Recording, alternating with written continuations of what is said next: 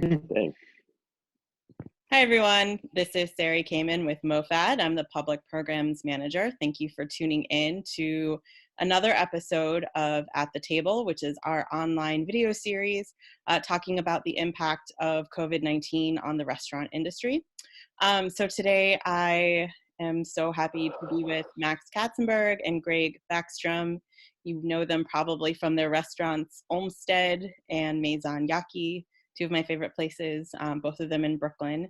So hey guys, thank you for joining me today from your respective couches. Thanks for having us. Bed actually, but yeah. Your bed. Oh, yeah. Sorry. Bed. Wow. Cozy. Yeah. Whatever works for you. Yeah. Cool. So you guys have, your chefs, restaurateurs, but you have kind of developed into more of that, I would say. Since this whole crisis has broken out, you're both, I would think of you now as both kind of like activists and advocates for the restaurant industry, in addition to your, positions as chef and restaurant owners.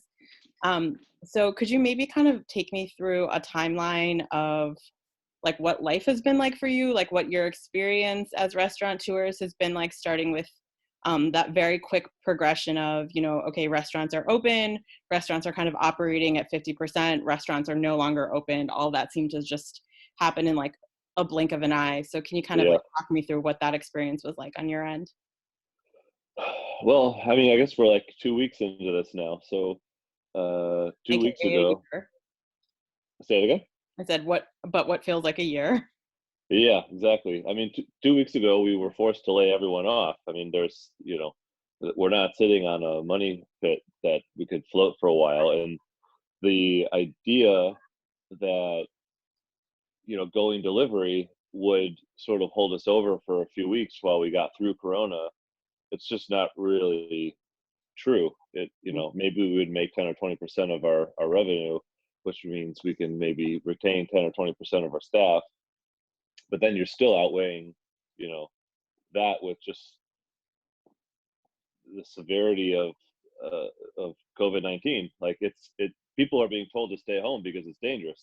Yeah. So bringing back 5 jobs, although is great for financial reasons, you're still putting people in harm's way. And so it's not a lifeline to maintain, the restaurant by any means. Mm-hmm. How about you, Max? I mean, with every fiber of your being, you're fighting having your restaurant close, like during normal times, right? Like that's at the core of what being a restaurateur or small business owner is about. So, that Friday through the Tuesday where we actually decided to close entirely, I mean, that was the hardest time of my career. The restaurant industry is so familial, and your coworkers, they really become part of your extended family, and having to lay everybody off was extraordinarily difficult. And once we really did that and took our eye from our sole focus being pivoting Olmsted and figuring out what we're going to do, to taking a beat and saying what is actually happening here. Yeah. That was really when we were compelled to act. Yeah. So that seemed like it also happened really, really quickly. I mean, you guys were so responsive, without, it seemed like, without taking too much time to even consider, what your next move would be. How did you come up with the idea to create New York Hospitality Coalition, and how were you able to just get it off the ground and organize so quickly? So the mandate came in from the state on that Sunday night. We closed. We were going to maybe think about doing delivery and takeout. Tuesday, we decided not to. And Wednesday morning, I woke up and I was like, oh my gosh, we have sales tax due on Friday and payroll tax, not payroll tax, and payroll, right? And no cash flow. I had been thinking about that since the weekend and making plans for Olmsted, but the enormity of what that really meant for the industry at large started to sink in for me and for Greg. what we anticipated was some really, really ugly carnage if that was made to happen. I mean, restaurants pay their bills from 45 days ago with the revenue that they earn today. So the idea that with 5 days of zero cash flow, they could make their payroll, their checks that they had out to vendors would clear, and they could make their sales tax. For some people it's quarterly, so it's a huge amount. It just wasn't. We didn't feel like it was going to happen. It really compelled us to get organized and act and start bringing our friends together to motivate the government to change their mind, because they were saying all week that they're not going to, they weren't going to change their mind. Even as late as Thursday, 4:00, they weren't going to do it. But then Friday at 11 in the morning, they did. So, I mean, it was an enormous amount of people that were involved in helping lobby them to change their mind. But what we realized is that it really was going to snowball, and there was a vacuum of organization or of a message, and more than anything, we realized that how vulnerable our operators are. It's not just a sales tax issue. Every day the gravity of this thing has gotten more and more serious. The closure looks like it's going to be longer and longer. And,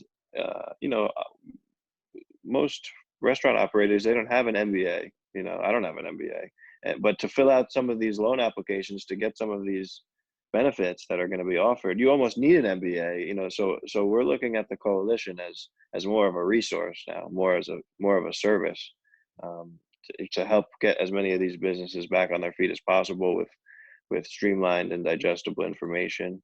And then when needed, when we need to give a politician a kick in the butt or really make our voice heard, we'll be organized and have the infrastructure to do so in a major way. Yeah. I do want to go through kind of like the particular goals as far as all the different kind of services you're offering, because it seems both, industry focused and in terms of like supporting the people in the industry, but also advocacy in terms of appealing to policymakers. And those feel like two different things. But I also the number one overarching goal of the Hospitality Coalition is to have as many of the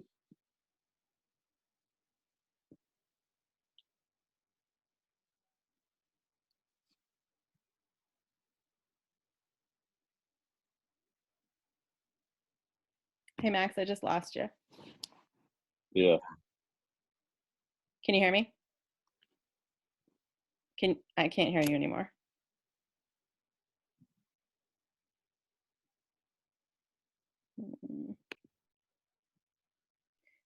So Max, I kind of want to go through the different goals that you have, because it does feel like there's sort of two different things that are happening. There's, resources that are being provided to support restaurant workers, and then there's also advocacy and different policy that you guys are working on and targeting, and those sort of feel like two different things. But what would you say is like the overarching goal of the coalition?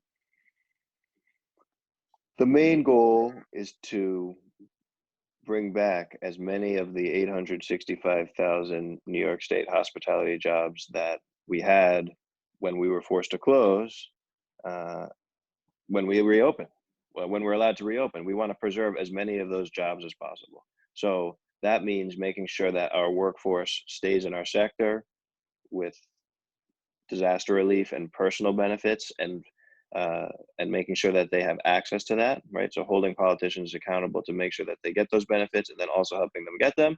And it's the same for the operators, making sure that the operators have the resources to get this disaster relief, and also lobbying politicians to give them enough benefit to be able to get back on their feet. I mean, the idea that this is a bailout for the hospitality sector is just so far from the reality. This is a natural disaster, and there can be no assumption that businesses should just be able to suck it up, tough it out, and then reopen. If that's even every step we take in that direction is going to be personal turmoil for people who have poured their entire lives into their businesses by forcing them to close, thousands of people not being able to work, and a step towards a depression on the other end of this rather than a recession.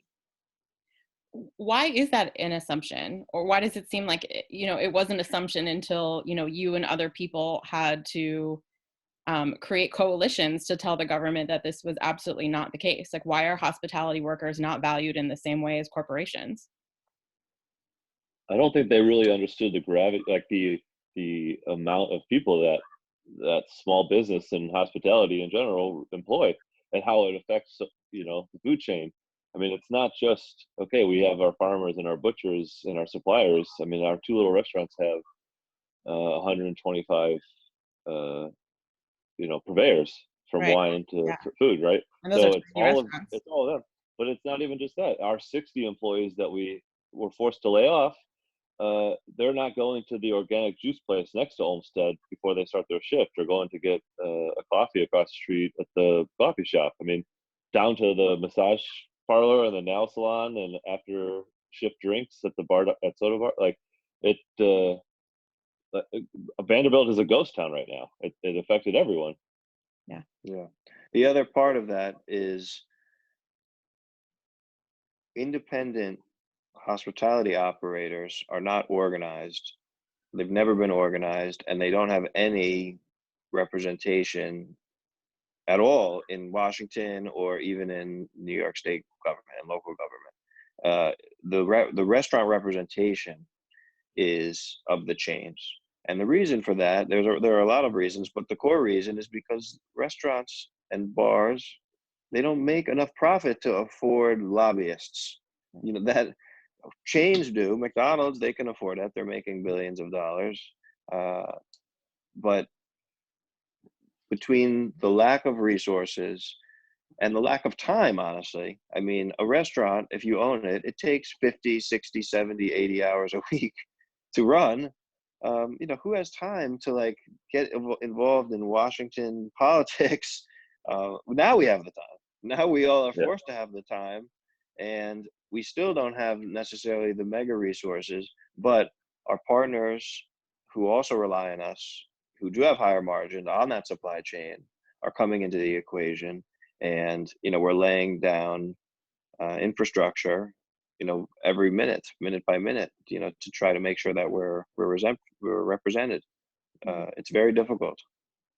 Yeah, and to your point about needing an MBA to work through some of these loans, I was looking through the Instagram account you guys started, and some of this is really difficult stuff to unpack, just as far as like deciphering all the different policy. How are you navigating this? Because now you've become like an interpreter and a resource for so many people who don't understand how to apply for unemployment and how the stimulus bill impacts them, and then like what are the steps to even get their benefits, and when is it going to happen?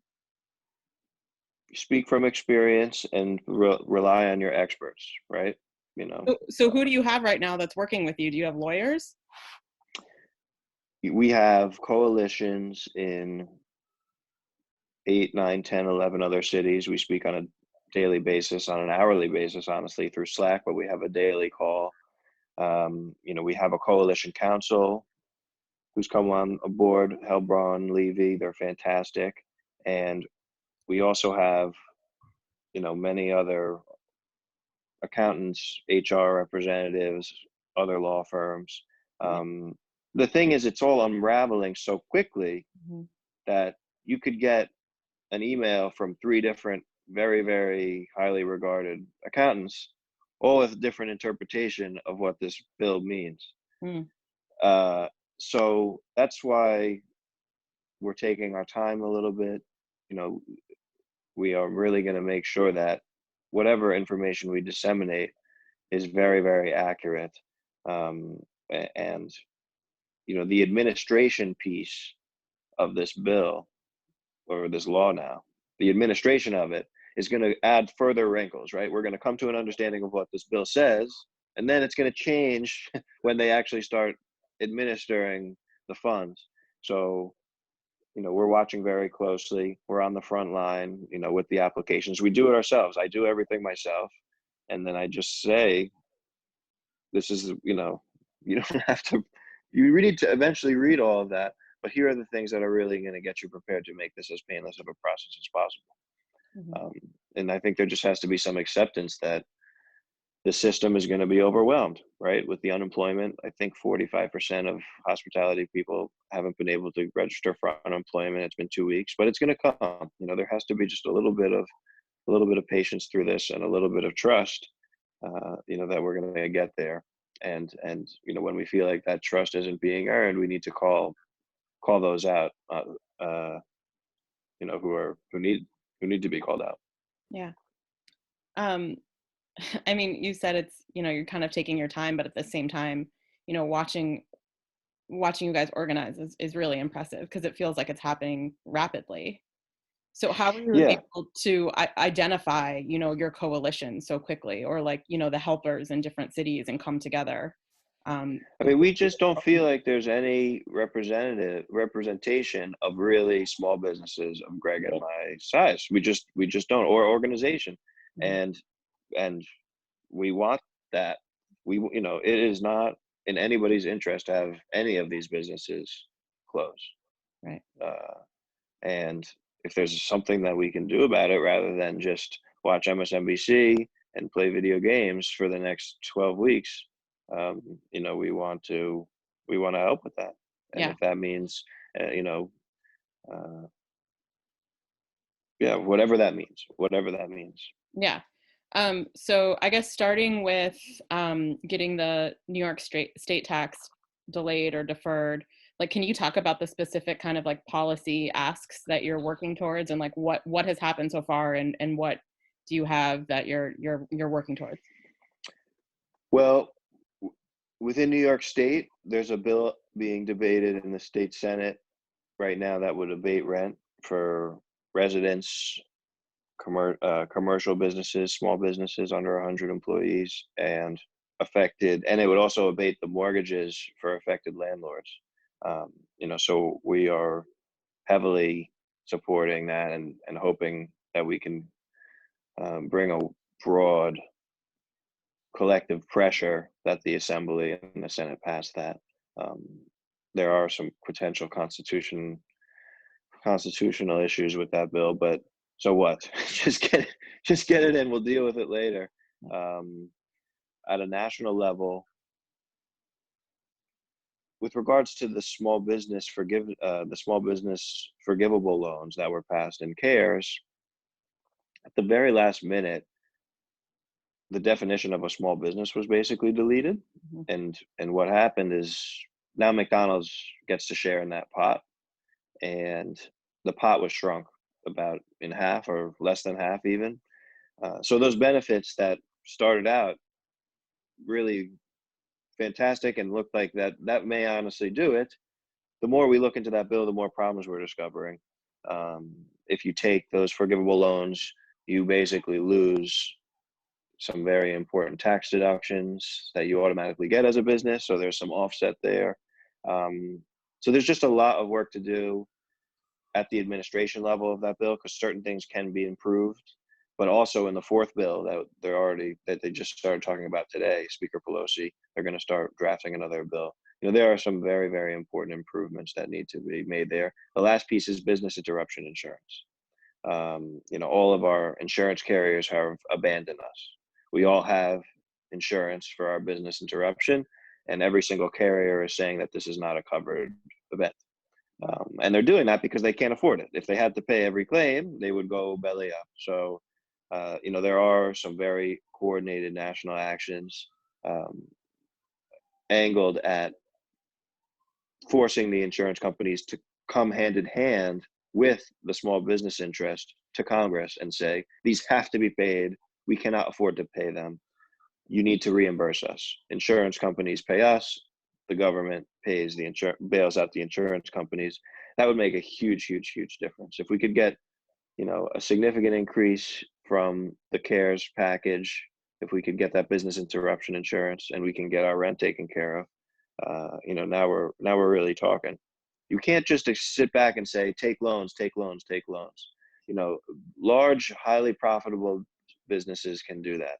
Relatively large small business. But like mom and pops, restaurants, why are they going to saddle themselves with a lifetime of debt just to reopen? It doesn't make sense. So many people, we can't put our people in that position. If we do, it's going to be a horrible economic end result. So, it says on the New York Hospitality Coalition website that you guys are not just operating in a time of crisis, you're here to stay. So what kind of long-term kind of sustainable changes are you thinking need to happen, and what are you looking towards? What's the goals of the future, I guess? Well, like Max said earlier, we're trying to, at least take advantage of this terrible situation and bring everyone together. Mm-hmm. Like the goal, once we're past this, would be to help those mom and pop restaurants, like the Indian restaurant next to Olmsted. Like, how are they going to make it through this? Do they know really the extent of what's going on in Congress? Do they know how to go through their insurance policies and their lease? So that we want to become a tool, a resource for our community, for New York. And just as quickly as we started, like Max said, there's Chicago, there's LA, San Francisco, Philly, DC. I mean, that would be an amazing network for all, if we were able to keep this, to keep progressing the change. The things that were already wrong with our industry before this, maybe this is an opportunity to sort of fix some of those things. Right. How are you? We kind of behave as like, more of a military alliance, right? Where like everyone is just so busy. You have your personal friends in the industry, but there's not a whole ton of cooperation or communication amongst operators. So the idea that we can really have just communication, just some cohesive communication. We're all going through policy changes or proposed policy changes at the same time in the same way, but you really only talk about it with your friends. And like, if it's a huge issue, then maybe you'll read like an op-ed and a piece, but we've never really been organized to the point that we can pool all of our resources and use them effectively to make sure that we're contributing to those policy changes, not just reacting to them.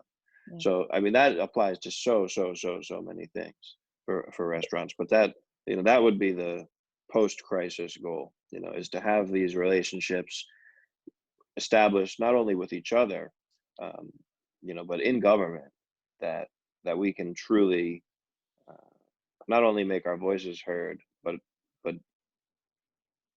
affect policy in a way that's going to be not just best for us, but best for our workforce and best for our community. Yeah, representation.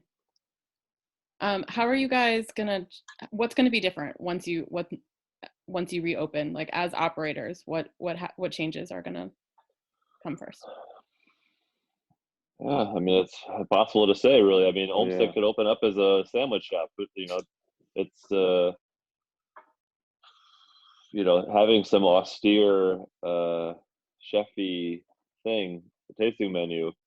It'll have to be, not that that's what Olmsted was, but if I was considering opening up the fine dining restaurant soon, that's definitely on the back burner now again.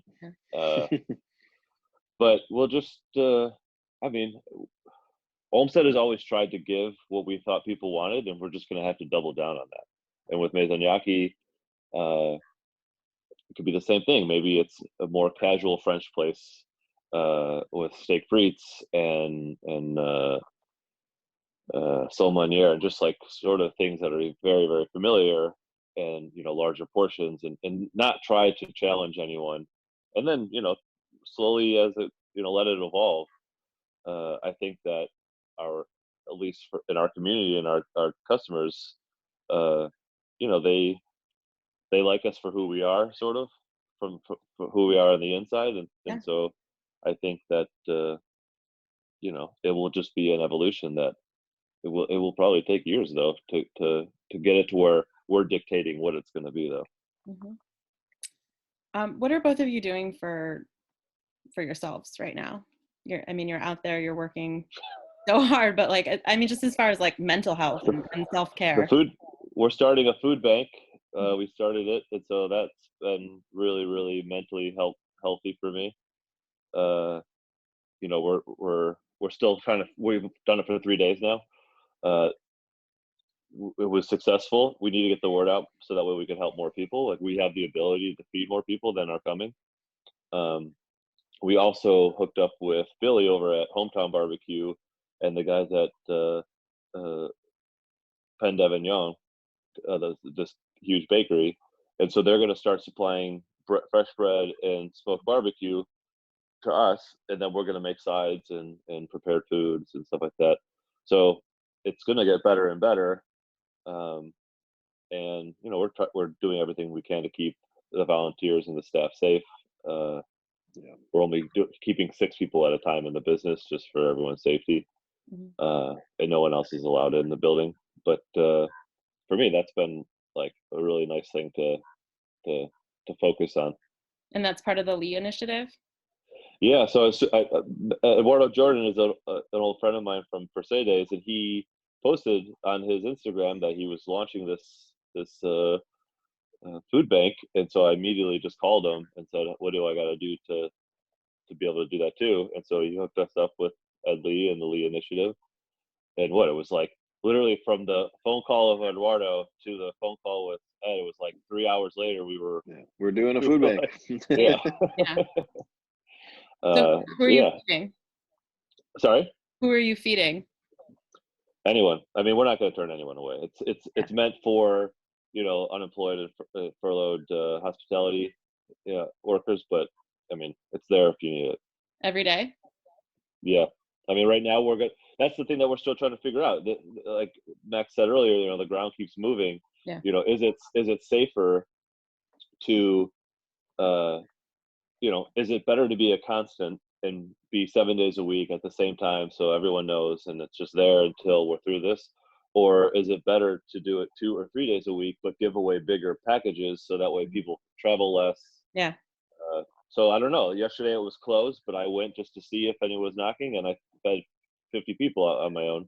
So we have to just, you know, it's trying to help as many people as we can with, you know, keeping them and us safe. Yeah.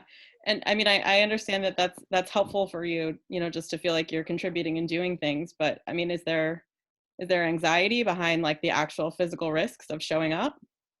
I mean, they say 80% of us are going to get it anyway, so at least help some people before I get it, you know. Plus, I have my dog running around in the garden out back, destroying it, which is like entertaining. So that's also some relief for me. Okay. How about you, Max? Self-care. Keeping myself so busy I don't have to think about the virus. Yeah. That's strategy. You know, well, we're expecting our first child here in 8 weeks. Oh my God. Congratulations. That's on our minds in a big way too. And just taking it one day at a time. Just take it one day at a time. You know, whatever's meant to be is going to be what happens. And yeah, you know, try not to get lost too much in the enormity of it all. You know, just keep it right in front of you. Mm-hmm. So first child, so there's going to be another one? No comments. So what can we out there watching you guys do to be supportive? How can we help? Sign up for the New York Hospitality Coalition, you know. And, yeah. What are you going to say, word Chef? out? No, just get the word out about the food bank. Yeah. About the food bank, you know, it's they're unrelated, but they're not. You know, they're sort of two. You know, Max and I are sort of attacking it at 2 different angles and trying to do everything that we can. You know, use our expertise and our networks to do whatever we can. Mm-hmm. And so everything from getting informed is going to make us get. You know, the more informed we are, the stronger we are. So signing up for the coalition and just, you know, if you hear about the food bank, even to your most prideful friends and coworkers, just get the word out. It doesn't matter. Just there's food. There's no one's chit chatting. You know, just come and take it, and you know, it's there if you need it. Okay, so that's NewYorkHospitalityCoalition.com. Yes. Okay. And any last sort of like words to other chefs or operators who are just struggling right now and not really sure, what the next move is? I mean, just stay safe. I mean, Yeah, hang in there. It's gonna come yeah, back. yeah, We're gonna be back, guns blazing. It's not gonna be in 2 weeks from now. It's gonna be a long road here, but we'll be back, and we're gonna come back together. yeah. But Thanks, stay guys. healthy in the meantime. Yeah. Thank you so much. I know I can't wait to be back eating in the backyard of Olmsted. I was just gonna change the whole menu like in 2 weeks too, and we had to Yeah. close the restaurant. I was gonna get rid of the carrot crepe. Now it's not even gonna be that dramatic when we reopen because no one's gonna want the carrot crepe anyway. I've had the carrot crepe. It's pretty good. Yeah. All right. Thanks, you guys. Stay safe. Bye. Okay, Yeah. everybody. Okay. Bye, Sarah. Bye. Bye. Thank you.